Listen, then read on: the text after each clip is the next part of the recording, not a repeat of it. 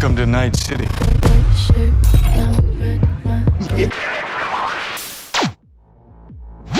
Night City, a den of sin, gin, and garbage men. And the city is just so lovely this time of year. Take in the sights like Arasaka Tower, our lovely beaches or shopping centers with only the most helpful employees to help you find what you need. Check out some of our famous nightlife options like the Afterlife, Lizzie's Bar, or if some late night or midday companionship is more your speed, why not visit Clouds? We won't tell. But if you have a little too much fun, always remember that Militech is only a quick call away. But don't let that deter you from coming down to Night City and see why Night City is the place to die for.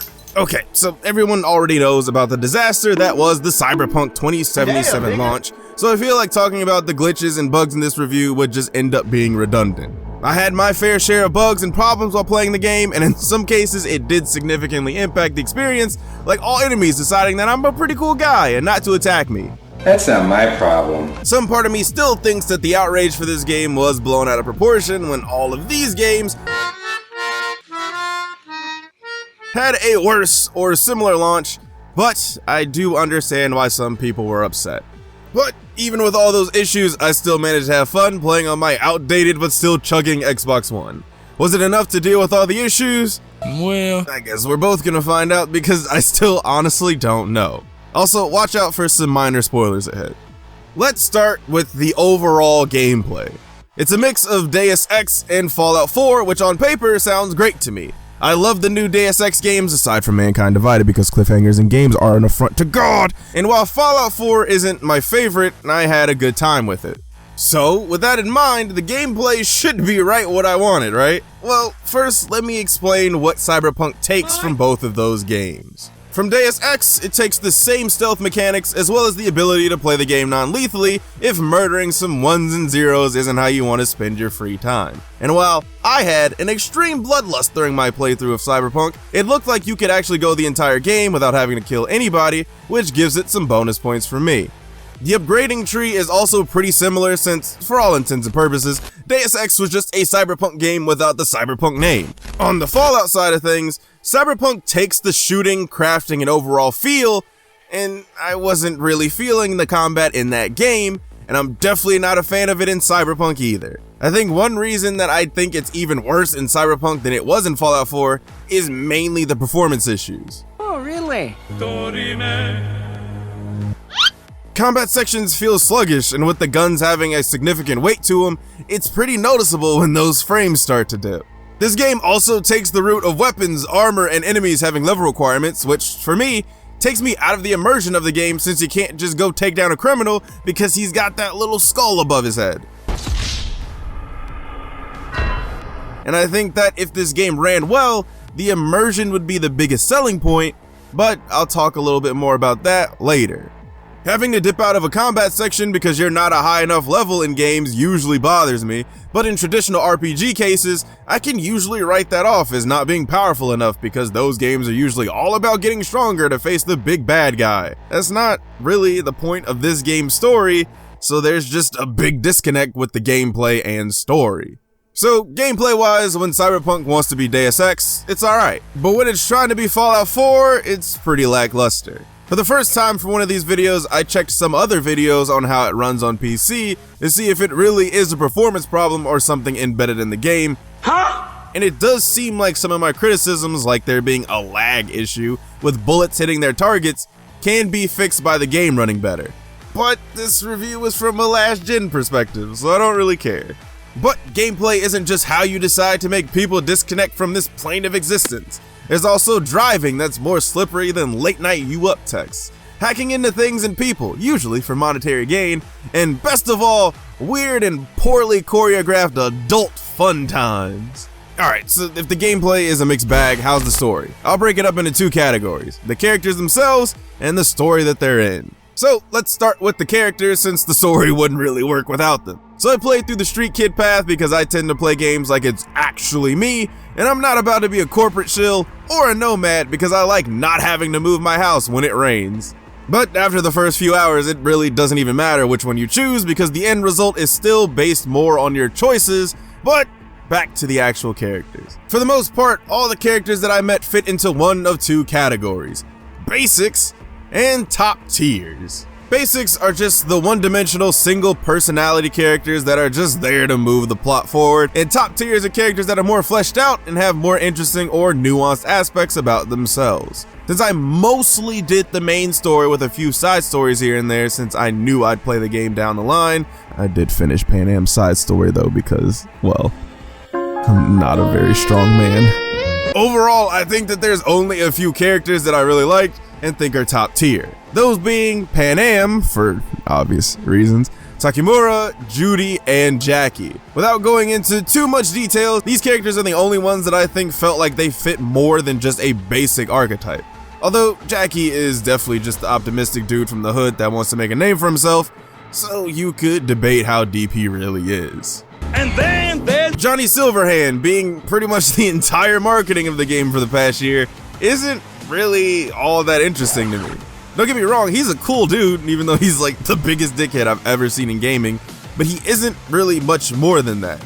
He hates Arasaka and corporations in general, but it's not like he really gives any insight into what the alternative should be. Yeah, obviously, the world shouldn't be run by a handful of organizations, but we're already past that. How are we gonna fix it? Considering that this game has some really interesting points about what is a soul, what makes someone human, what is reality, what's the point of fighting, why is Pan Am thicker than a bowl of oatmeal?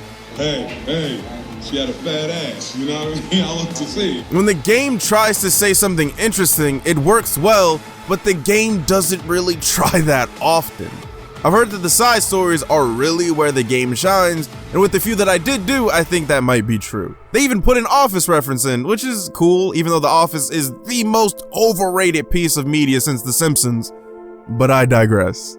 Well, I think for the most part, even the characters who aren't the most in-depth are fine, some of the interactions are kinda off to me. So again, without giving too much away, I'll just say that characters that should have beef with each other to the point of them being angry when the situation is brought up again later are really buddy-buddy after these interactions, and it's just weird. Like, there's a pretty significant focus on there's honor amongst thieves type of vibe as a street kid, and I get that, and that's fine. But having an understanding that, hey, everyone here is struggling and trying to eat, and sometimes that puts people on different sides, but I don't have to like you after that. I don't know, some of these particular situations rubbed me the wrong way, but that might have just been me. And this goes for certain romance options as well, considering when and how you meet certain characters. But again, I might just not get it, and it might just not be for me.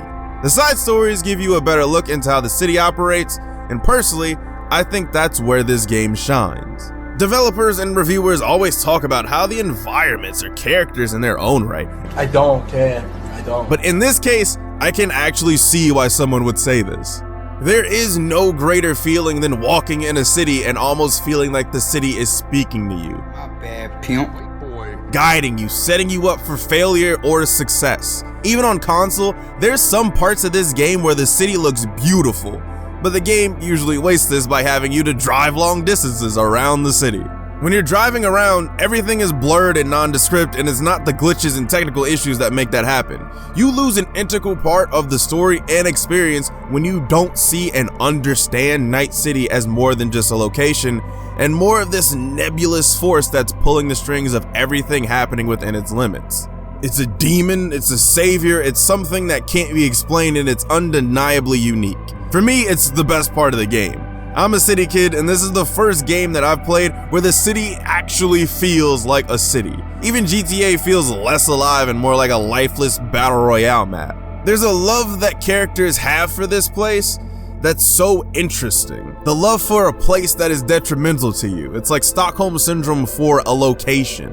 Maybe I'm just projecting my love of Chicago and hatred of the corruption and segregation of my city and the bean on this game, since there's way more in common between the two than I would like, but I think it was still worth mentioning. Without all the technical issues, I think that this game can be super immersive. You can walk and hear conversations going on around the city, Oh, nigga, don't hate me because I'm beautiful, nigga. Maybe you got rid of that old yee-yee ass haircut you got, you get some bitches on your dick. You can watch these couple seconds of a Western for some reason. This dude's even got an invisible guitar. Night City is that spot. You can also see multiple crime investigations, extrajudicial killings carried out by mercenaries for whoever is paying more, people living on top of each other in cramped and dirty boxes, and ads plastered all around the city catering to our most basic impulses. And it's at this point that I realized the reason that this city feels so alive, so real, is because it is. Night City is Chicago. Night City is New York, Portland, Seattle. Night City is urban America. As far as I know, we haven't gotten to the point of mercenaries and gangs running districts of cities, but we still have about 56 years to go, so who knows. Night City and Cyberpunk as a genre is just a reflection of the times that they were created in. The hyper-futuristic robots and cybernetic implants aren't so far away that they're unimaginable. Corporations owning their own militaries and fighting for more than just market share is only fiction until they decide the governments that they pay aren't doing enough. And massive dildos dotting the landscape have already begun.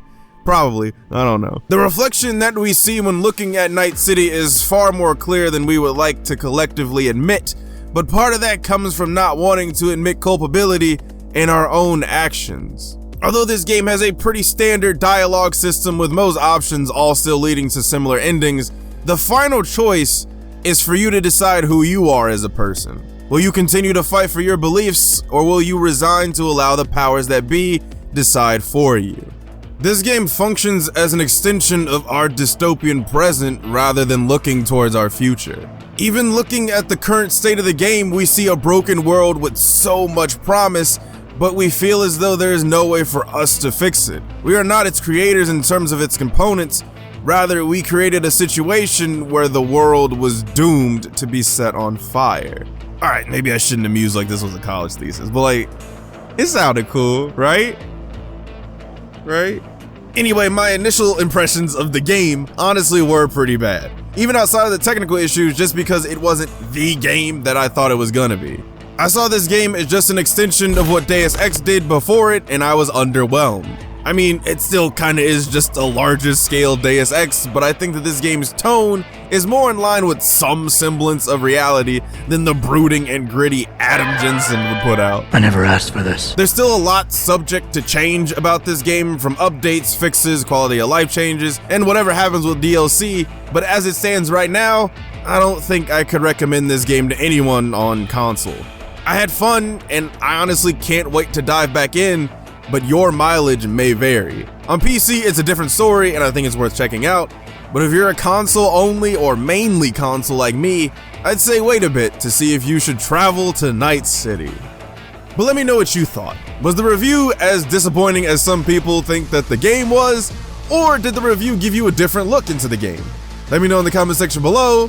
Oh, and here's my favorite glitch of the game with minimal editing.